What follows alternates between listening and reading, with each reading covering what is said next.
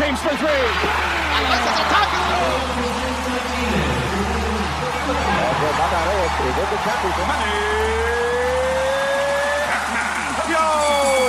Puso at lakas, sports sa Pinas. Kasama sina Coach Jojo at Coach Janet Villa.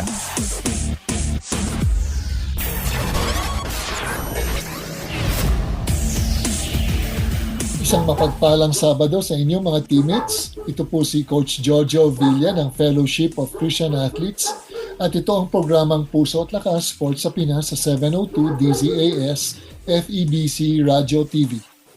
Welcome sa mga teammates natin na nakikinig sa atin via DWAY 104.3 FM Care Radio sa Bicol, sa DXFE 1197 The Good News Radio sa Davao Region, sa DZRK 106.3 FM Radyo Kapit Bisig sa Palawan, sa DXAS 1116 Your Community Radio sa Zamboanga, sa DXJL 103.3 The New J in Cagayan de Oro, your positive choice. Tayo rin po ay napapakinggan via online streaming sa Facebook page natin sa Puso at Lakas Sports sa Pinas, sa FEBC 702 DCAS o kaya sa febc.ph.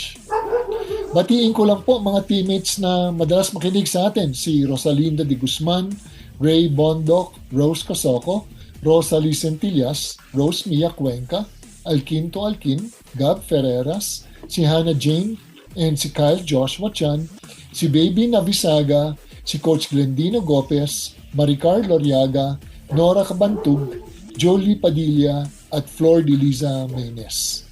Mga kagapay, ang ating mga teammates sa Puso at Lakas Sports sa Pinas ay may mga updates sa sports o kaya sports trivia o mga balita sa larangan ng palakasan. Pusong kampyon, siya na nga, luha at galak. Mga sikreto ng marubdob na ensayo at pagtatagumpay sa larangan ng sports. Pusong kampyon. Mga kagapay, our guest is small but terrible. Given the opportunity to play not only in the province, but I think he was blessed by the Lord to be given opportunity to play in Metro Manila, and then was able to play in the PBA.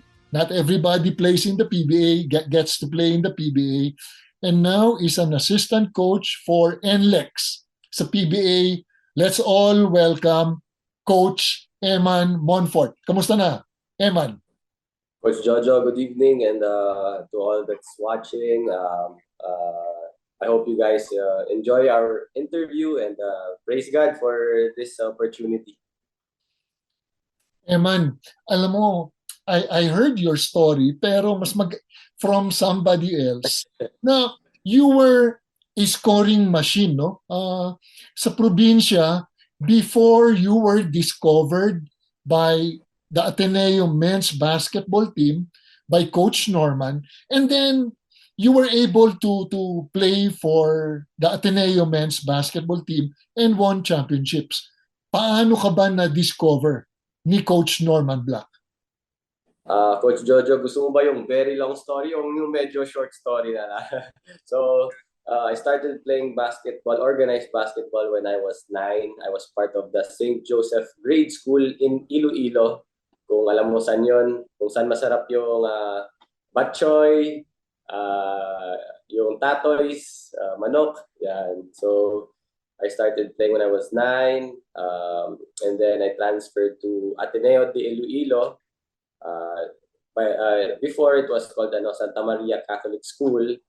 And I played there, and then by God's grace, nakuha ko ni Coach Norman to play for Ateneo sa college dito na sa Manila. And really, the one of my greatest blessing talaga was being in Ateneo. That was life-changing, not only for me but also for my family. I met a lot of good, close friends na ngayon na parang pamilya ko na. And doon ko rin nakita na I can play basketball professionally. So after graduating Ateneo, I played for the NLEX Road Warriors sa D-League pa nila. D-League. And then I got drafted by Barako Bull noong 2012. So 2012 to 2019 I played. And then NLEX got me to be an assistant coach under Coach Yeng Gao. So I'm very, very thankful to the NLEX management for really seeing the potential and also giving me this opportunity. So Alam yun mo, yung short story. Yun yung short pero story. alam mo, Coach Emma, no? I've been a coach for 20 years before God called me to be His coach, no? For coaches and athletes dito sa ministry, no? And yung lagi kong sinasabi nun sa mga players ko, sometimes a potential, hindi naaabot always ito yung potential mo, but because of maybe tamad sila, or walang drive, or kulang sa palo, or because of the vices, hindi nila nare-reach kung ano yung God-given potential. But, Emma, no? Pakisabi mo nga sa mga nakikinig sa atin, kasi may mga nakikinig sa radyo, may manunood sa Facebook, ano yung height mo? On a good day, plus may sapatos, 5'7". Pero yung totoong height ko, 5'6".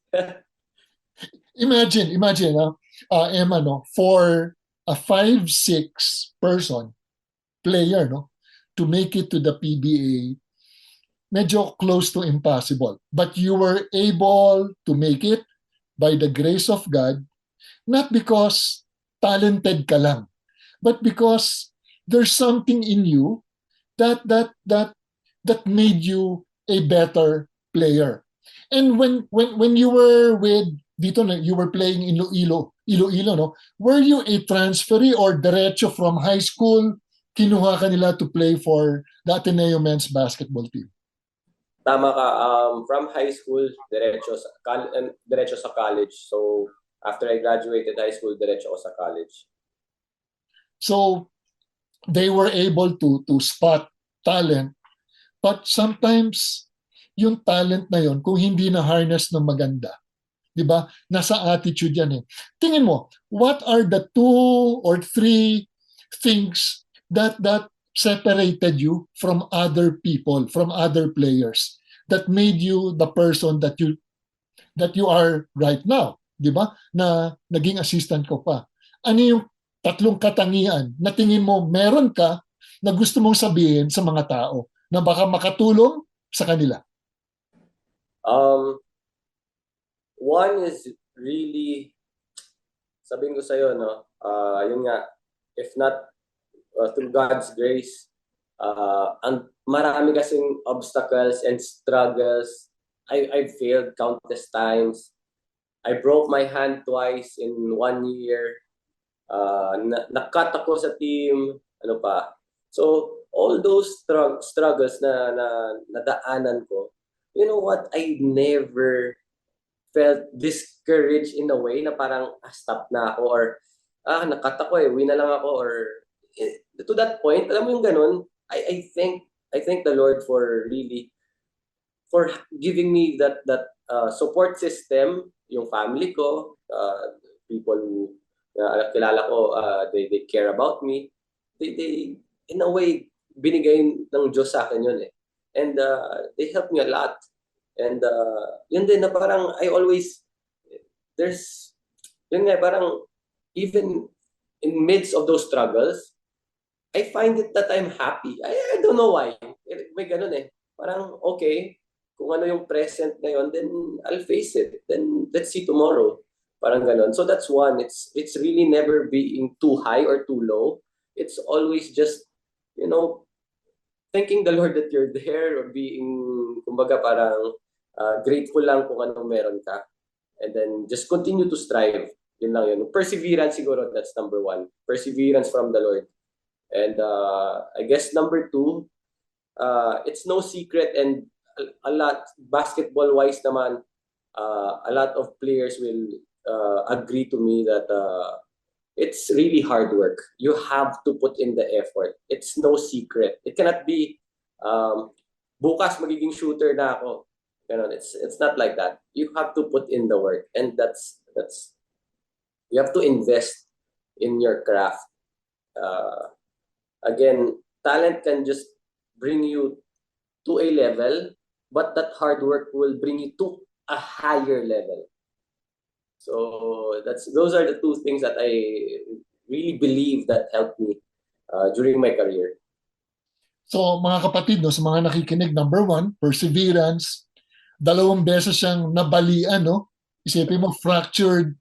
But sabi nga niya, he was never discouraged, he was never disheartened, and he just kept on plowing, no? Dahil talagang maraming nangangarap na maging varsity player, lalo na with Ateneo. But sabi nga ni Emma na, one, perseverance, kahit mahirap, gagawin ko. Because I think God has given you the passion, and once you have that passion, no, that enthusiasm to play basketball because you love it, and it's a gift from the Lord, then definitely you are going to persevere. Kahit nakakanda rapa ka na, nakakanda tumbling ka na, nabali na yung buto mo, you will continue moving forward. And second, binanggit mo hard work. Because everybody works hard. And the difference between hard work sometimes is the word extra hard work. So, doon mo may kita those who would be left behind to shoot for 30 minutes, those who would be left behind to run more sprints even pagtapos na ang ensayo. And may na-pick up ako na, Emma, no? One of the things that God has given you or bless you is a family, to a support system that would tell you na okay lang yan.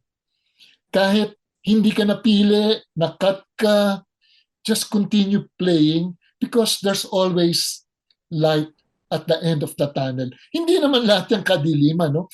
Sabi nga nila, sa lahat ng paghihirap, may ginawa, no? Pag ikaw ay may tinanim, meron kang aanihin. And Coach Eman, no? Eman or Coach Eman, 5'6". So, did people, medyo nung nakita ka nila, maglalaro, sabi nila, kayang-kaya ko to, 5'6" lang to.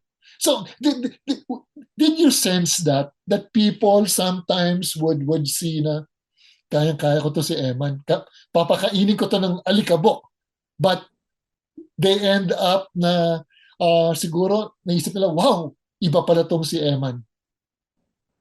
Yeah, that's true.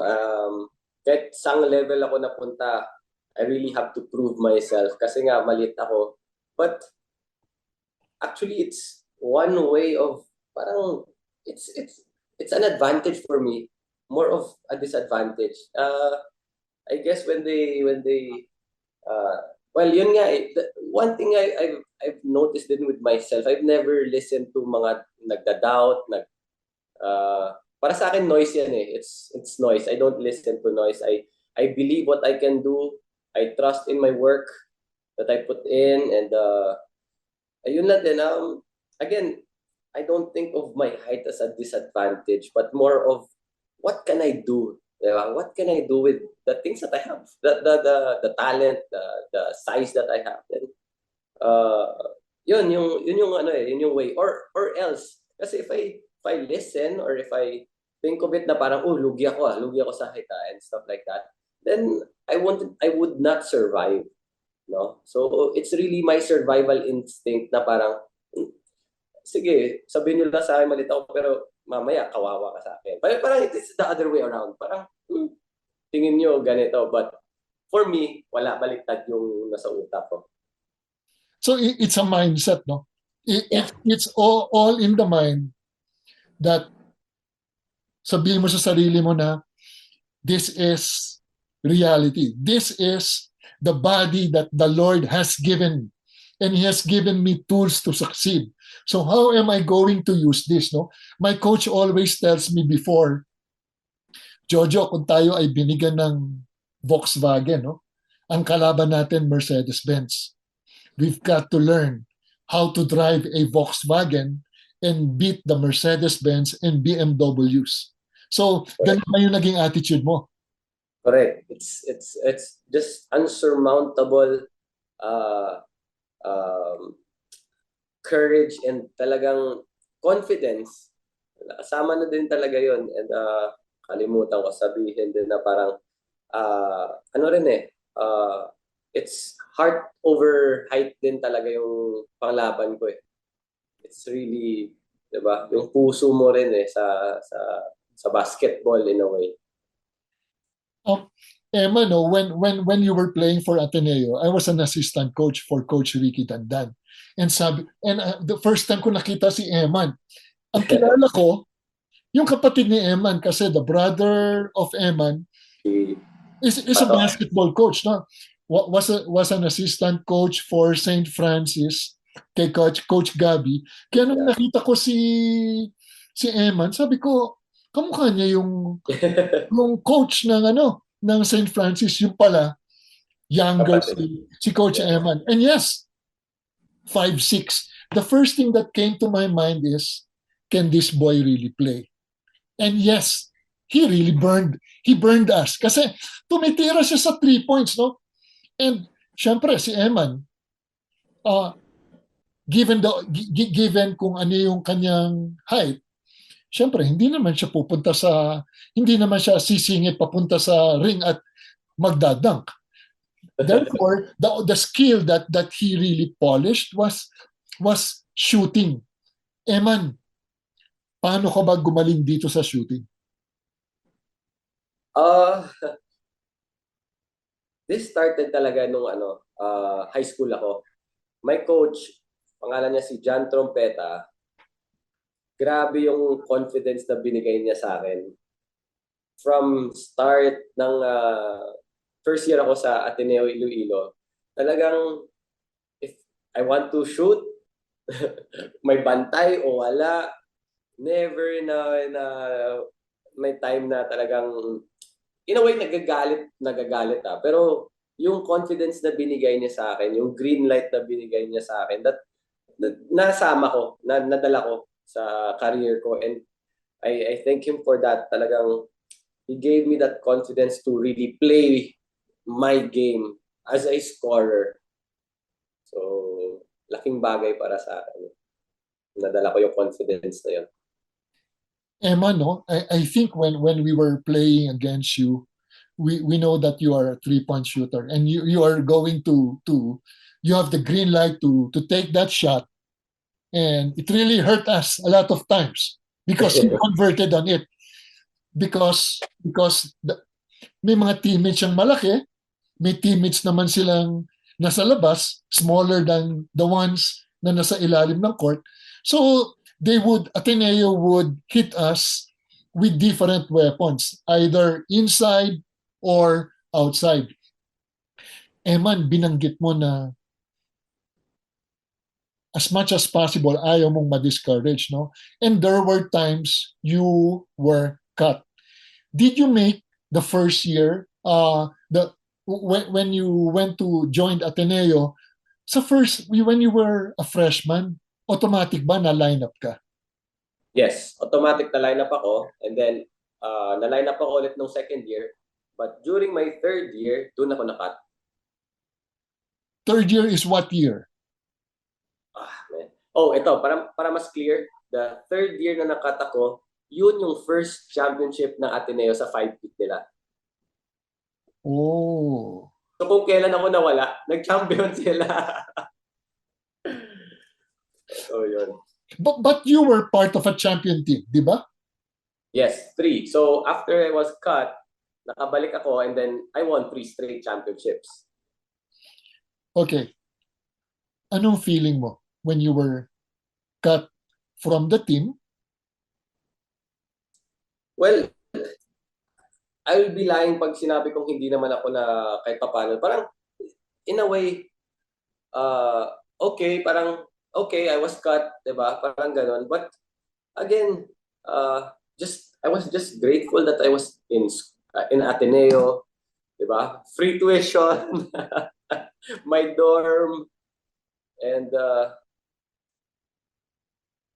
yun nga when I think about this, pag tinatanong ko lagi about mga ganitong situations ko before, now that I really get to know more about the Lord, parang ginawa niya talaga yun to strengthen me to strengthen me para ma-ready ako sa kung anong meron ako ngayon. And I cannot understand it before. Why yun nga, sabi ko parang bakit hindi ako nalungkot, di man lang ako umuwi or, di ba? May mga times na ganun. But it's really the Lord's work sa buhay natin. No? He works in parang mysterious ways nga, di ba? Kaya hindi ko alam why. I didn't know why. Why I became a professional basketball player when nung high school ako, hindi ko sukat akalain na makadating sa PBA. Parang gano'n. So, kung saan ka niya dadalhin ka niya kahit anong mangyari. Yes, God is in control. God is sovereign. Everything happens for a reason. Hindi siya yung nangyaring nakat ka. Hindi niya alam. Alam niya yan. Alam niya beforehand.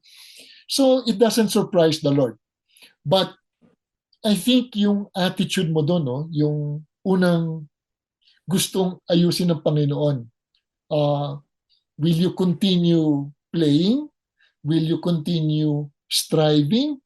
Are you going to give up or quit and just run away from a problem, or you're going to hit on, to head on, di ba? Talagang you have to face it, di ba? Hindi naman pwedeng tatakbuhan mo yung problema, but you said that one, you are grateful that you were with Ateneo, na nakapag-aral ka, you get to have a great education, and then you still have an opportunity to play. Did you work harder? Did you have to prove to yourself? Not telling other teammates, your teammates na, I will work hard, gusto kong makabalik. Or sinabi mo lang sa sarili mo na, next year I'll be with the team again. Hindi ko naman exactly parang sinabi sa teammates ko or sa sarili ko na parang next year babalik ako. Parang hindi ako certain But I know that I'll just play my game. Parang laruin ko ng laro ko. And true enough, diba? True enough, nag-blessing yung nakat ako actually. Why? It gave me another year para maging experienced. So, it gave me another year to be stronger. Parang kaya din pala hindi ko siya nakita as a disadvantage na team B ako. Dahil it gave me another year.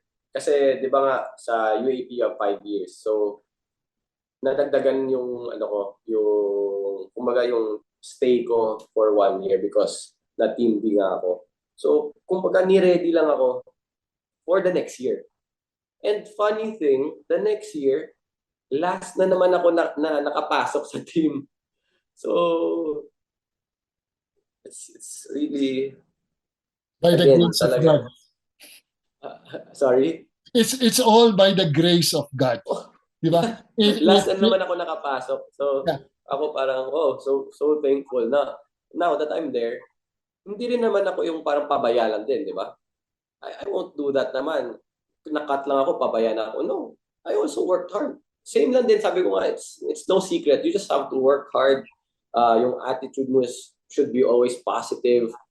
You have to bring that energy and being enthusiastic sa ginagawa mo. And everything will fall into place. Parang wala ka ng regrets. Diba? Just go. Just do what you want. Do what you can do. Then leave it to the Lord kung anong mangyari. Yeah. So, one of your lows in playing basketball was getting cut, but you have to trust your coach. Diba? Minsan kasi, as players, kahit naman ako, player dati, pag hindi ka nagamit, parang, syempre, masama loob mo, normal yon. And then sometimes na, ba't hindi ako ginamit ni coach? Sometimes parang mas magaling pa tayo kay coach, no? But coach knows what he's doing. So all we have to do is trust him. The coach who the coach ba who cut you was the coach who also got you into the lineup, who chose you again? Yeah, si Coach Norman pa rin. Oh. But to tell you honestly, I never parang thought of a coach of mine even before na parang I never complained about playing time pala yun. To say it straight, I never complained about playing time, you know. And I never complained about being cut or nasa team. And it's si Coach Norman Black yun. He's one of the best. And Yeah, he knows what he's doing, no? Oh, and again, I'm just so grateful nga sa kanya eh. Grateful ako dahil siya nga ako nag-recruit sa akin eh. So even if he cut me during my third year, okay lang sa akin, walang problema. Alam mo, there's this coach, no, si Bob Knight. Hindi mo na siya naabutan kasi panahon ko yun eh, during the... Yun ba yung nagtapon ng upuan? Oh, tapon ng upuan, no? Yung may isang game na he bench his point guard, his number one player. Siyempre, yung number one player, nagtataka siya bakit ako binangko the whole game. But I think the reason is, para makita, sabi ni Coach Bob Knight sa kanya, para makita niya yung game from a different angle, from a different perspective sa bench. Kasi mas makita mo yun sometimes when you are nasa outside ka, no? Kesa nandun ka sa inside naglalaro. And sabi ng player na yun, thankful siya na ginawa sa kanya ni Coach Bob Knight yan. Kasi totoo nga, nakita niya na kung ano yung offense, ano yung defense, everything in its totality, and it made him a better player, no? So, ano yung top 2 highs mo or triumphs in playing basketball? Well, basketball is a team sport, and I'm very happy if I get to celebrate championships with my team, my family, the community. So one will be the championships. Talagang I know it's not all about winning, but it's the journey of winning.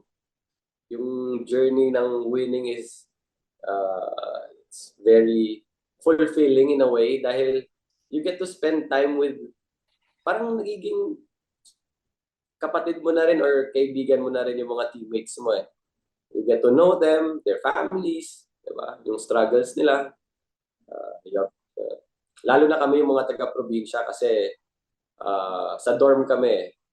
So, magkakasama kami almost 24/7. So, yun, it's really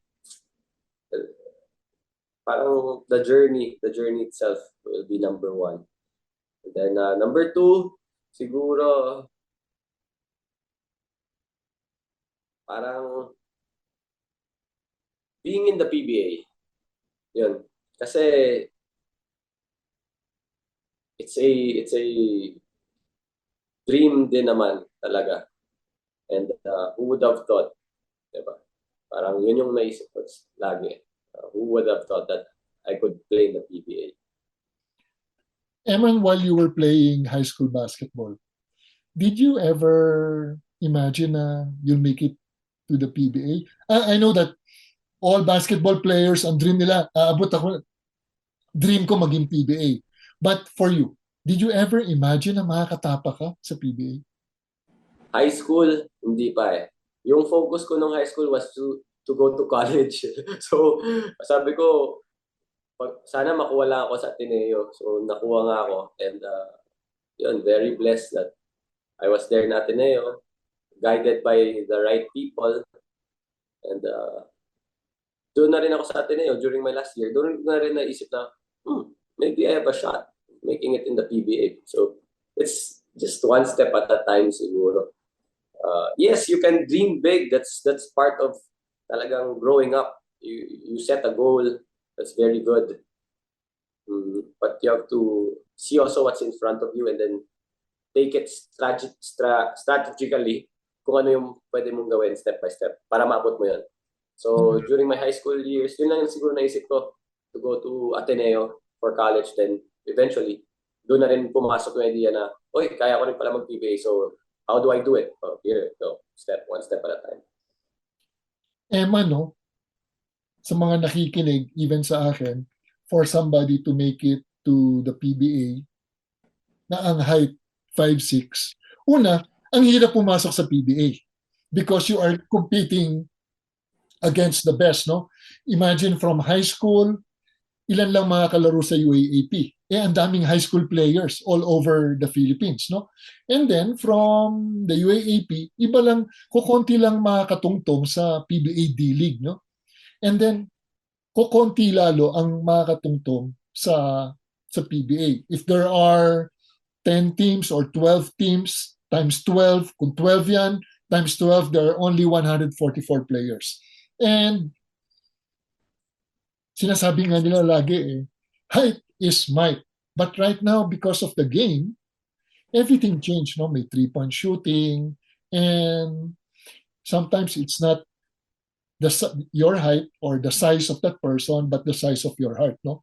And may binanggit ka, you were blessed to be with the right people. And bakit mo nasabi yan?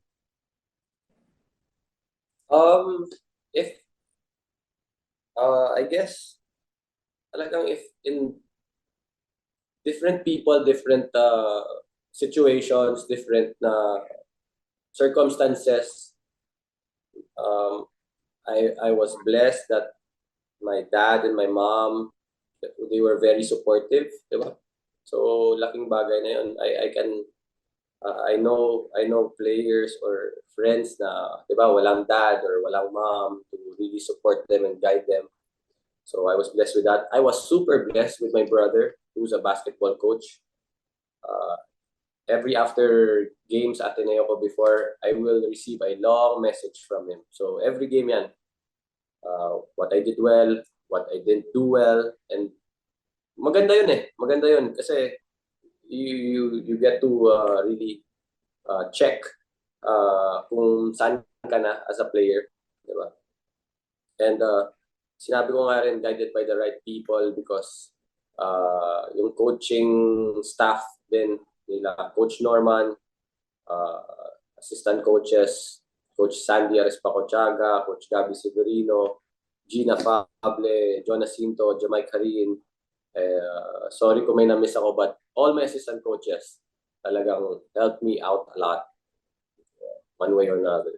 So, yun, talagang, and yun nga sabi ko, yung mga probinsyano kasi magkakasama kami sa dorm. So, para mga kapatid ko na, sila Nonoy Baclao, sila Oping Sumalinog, and then yung isa naming ka-roommate si R.S. Mantos. So, really, kahit malungkot kapag dumadating ka sa dorm dahil nakikita mo sila masaya kasi masaya yung tao din yung mga kasama mo . So really, God blessed me with the right people. Totoo nga. The right coaching staff with family, no? Family plus your brother and then plus teammates, no? Ito yung nagiging pamilya mo, no? And then from making it to the PBA, you're now an assistant coach. But there is more to basketball, no? Hindi lang panay basketball kasi at the end of the day, 'di ba? All these things, even our bodies, we are going to die a physical death. But ang importante dito is saan ba tayo pupunta at the end of the day, no? So, but how did you get to know more about the Lord? When I started coaching, player ko si Larry Fonasher. And we talk almost every time in practice. Tapos nagpupulitan kung ano lang, basketball, sino pinakamagaling na shooter, mga ganun lang. And then during this year, I was going to get married, and we were talking about marriage, and he gave me a verse, uh, and then yun nga nabasa ko yun. Then in a way, parang cut the story short, hanggang na-share niya na yung gospel sa akin. I think, but before that, few years back, I think he shared to me the gospel then, but I never really noticed or never really parang cared in a way kasi I didn't respond to it. Diba? I heard it, but I didn't hear it. I heard it, but I didn't understand it. So, yun. Invited me to join their cell group. Online pa yun. Tapos, started going to the services sa Higher Rock Christian Church. So, doon na nag-start yung talagang work ni Lord sa life ko, being a Christian. Alam mo, Emma, no, we praise the Lord for opening your eyes. Kasi naalala ko to, no, na a person cannot hear the gospel unless the Lord touches his heart or her heart to come alive. Kasi we are spiritually dead. And if you talk to a person who is spiritually dead, he will not hear the message kasi dead nga, di ba? You speak to a dead person, wala naman siyang madidinig. But when God touches the person's heart, it comes alive, and then everything makes sense. That the message is crystal clear, and then you know that there's something in this message that is very important. So now being a husband, no? So how important is being connected to a growth group or a cell group where you get to study about God's word? I guess for me, it's at most important talaga na importance na you get to read the word and really try to walk in the faith, and really the church is a really huge encouragement kasi pati sa church meron kaming mga events for married couples or for husbands na it's very, very encouraging and useful sa buhay ko ngayon. And yun nga parang I praise God lang din kasi siya lang din nagparinig sa akin eh. Diba? So that's a privilege actually to be in a church and to really learn and get to know Him more. Yes, because there's more. The faith. Yes, Emma, no, there's more than just basketball, no? Kasi even if we sometimes, I was sharing this to some of the players, no, when I was a sports chaplain, that I told them about 3 persons, no, and they were all very successful, but they just ended their life kasi there's a vacuum, no, and sabi ko sa mga players na yun that it is not money, it is not fame or fortune or anything that could satisfy you. It is only when you get to know more about the Lord and then getting to know more about the purpose of your life that the Lord wants you to accomplish while you are in this on earth, no? And what they think is yung purpose mo ngayon na do you know your purpose before, or you were just basketball lang to, pwede na ako mag-basketball, pwede na ako mag-PBA, but now medyo mas crystal clear what is God's purpose for your life. Yeah, siguro if I can remember yung mga thoughts ko rin before when I was still playing, especially when I was playing the PBA and hindi pa ako Christian, really yung security mo was you're healthy, diba? You're athletic, diba? Lakas katawan mo. That's also you have, syempre, medyo okay rin yung income. So, doon na pupunta yung security mo eh. Now that I'm a Christian, that all of those are hindi na ganun ka-important talaga. Really, when Christ is in you, siya yung joy mo and siya yung peace mo sa buhay mo. It's so wonderful to talk about this even kasi hindi ko tulad din sabi ko na parang hindi ko supat akalain na I'm here kung saan ako ngayon. Pasalamat tayo kay kay Larry, fulfilling the Great Commission that he has to share God's word. Kasi sayang naman, di ba? Kung ikaw ay meron kang naimbentong gamot sa cancer, tapos hindi mo naman siya share, di ba? Kawawa naman yung mga tao, but this is more, itong gamot na ito, which is the gospel, which is Jesus Christ, no? To those who would believe in Him, that He is the Son of God, di ba? That He was raised by God the Father, and then He died for all our sins. Siya lang, di ba? John 14:6, I am the way, the truth, and the life. No one comes to the Father except through me. So, now that you're an assistant coach sa NLEX, so does this change yung outlook mo on how you coach or how you behave or how you conduct yourself? Coach Yes. naman. Yan, coach na tatawag ko sa'yo. Sa coach na tayo. Yes, that's so true. Nag-iba talaga. And you really have to may gumaguide sa'yo eh. There's somebody guiding you eh. And the Holy Spirit's yung indwelling work niya sa sarili mo. And through the word, talagang you get to talagang may change talaga sa buhay. Actually, parang bumaliktad din talaga buhay ko eh. So, of how I used to be as di ba? Yung ganun. Self-righteous. Tama, yun pala. As a self-righteous person before. So, Yes, all have sinned, no? Kahit ako, no?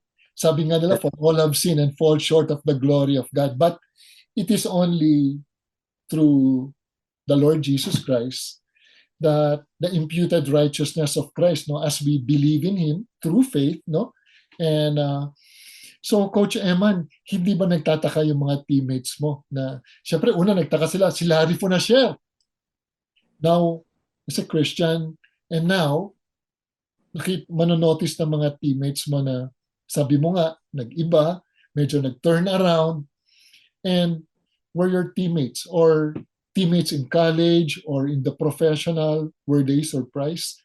Or anong na-notice silang pagbabago? yeah, I guess hindi naman sila magsasabi. I guess meron din namang meron na I'm just really close to. Pero yung mga hindi masyado, I think, siguro sa sarili din nila, I guess meron ding persecution in a way kasi alam nila yung past life mo. May mga ganyan din. But only, di ba, parang sa work lang din ni Lord talaga sa buhay ko na ito yung gusto niya kung paano ako gumalaw ngayon eh. That's his work eh. So talagang there should be also obedience din kasi sa word niya. So and that's priority. So before I get to use my Saturday siguro para lumabas, di ba? And then even Sundays to work, ginagawa kong trabaho yung Sunday ko. And even ganun, may mga nights na lumalabas. It's different now. I have my priorities have changed. Of course, my wife is at most importance also to minister to her. So, malaking bagay sa akin. Alam mo, Emma, natutuwa ako sa kwento mo, no? Na not everybody gets to that his eyes get to be opened by the Lord, no? Sabi nga nila, we were predestined, chosen before, sa Ephesians, no? We were chosen before the foundations of the world. And those na predestined, tinawag niya, and those who were called, we are going to be justified by what Jesus did on the cross, and then we are going to be sanctified. Di ba? Babaguhin niya tayo until the day Jesus comes, and then there's glorification. No? Alam mo, persecution, sabi nga ni Jesus if they persecuted me, then we are also going to feel that persecution. But there's nothing compared to what we are going to suffer here on this earth, kung ano yung may experience natin to be in His presence when God calls us one day to be with Him. No? Alam mo, Eman, I just like to share this verse with you. No? Sabi nga, di ba, sa Romans 10, verses 9 to 11, if you declare with your mouth, Jesus is Lord, and believe in your heart that God raised Him from the dead, you will be saved. For it is with your heart that you believe and are justified, and it is with your mouth that you profess your faith and are saved. As the scripture says, anyone who believes in Him will never be put to shame. So, alam mo, you're never going to be put to shame. Even if people would criticize, or syempre, minsan sabihin nila yung Christian, but alam mo, it's nice to be called a Christian than to be called something else, di ba? Knowing that we represent Christ, we walk in His ways, we follow His commandments, and then we remain faithful sa Panginoon. Alam mo, my prayer for you, Eman, is yung Psalm 1. If I know that you've read it, that you are going to be like a tree planted by streams of water, whose leaf will not wither, and even you will continue to bear fruit in season. That is my prayer for you. Psalm 1. Diba? That you are going to be that person. Coach Eman, sa mga nakikinig sa atin, meron ka bang gustong sabihin sa mga nanay, no, na may mga atleta, na may mga anak na mga players? Ano ba ang mga pwedeng advice na ibigay mo sa kanila, sa mga magulang? Well, to the parents, first of all, really, it's very important for you guys to be present.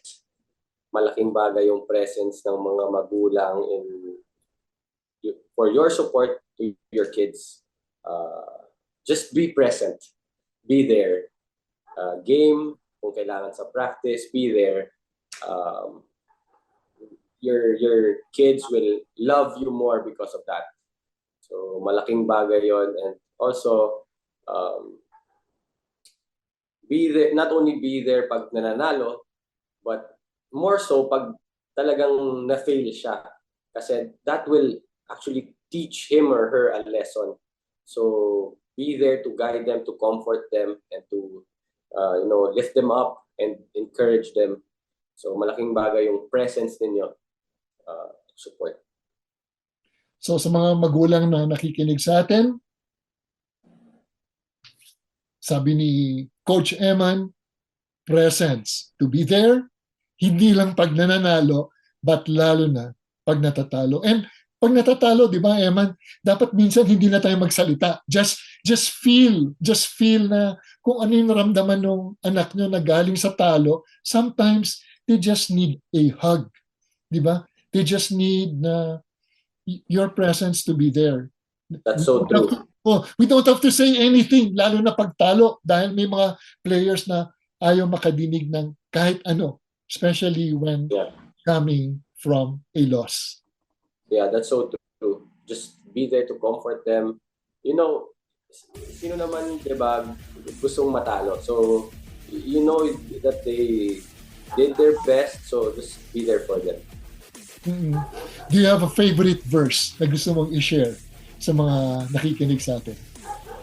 Well,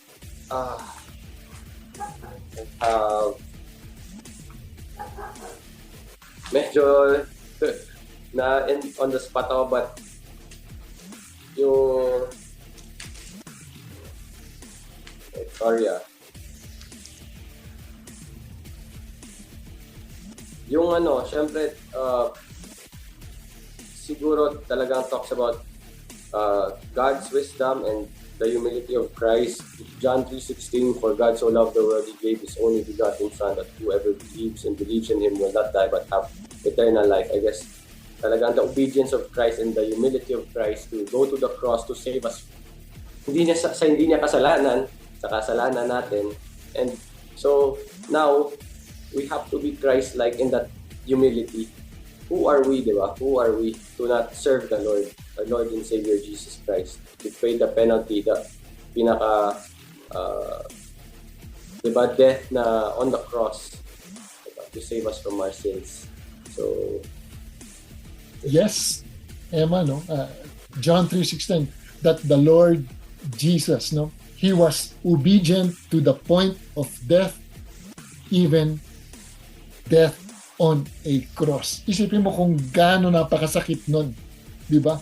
For you to kasi nakabitin ka, tapos yung body mo hindi makahinga kasi gravity, hinihila ka pababa. But the humility of Christ and the obedience of the Lord Jesus Christ, because of that, it is finished, it is done, tetelestai. All we have to do is to put our faith in Him, believe in Him. Diba? We confess that the Lord Jesus Christ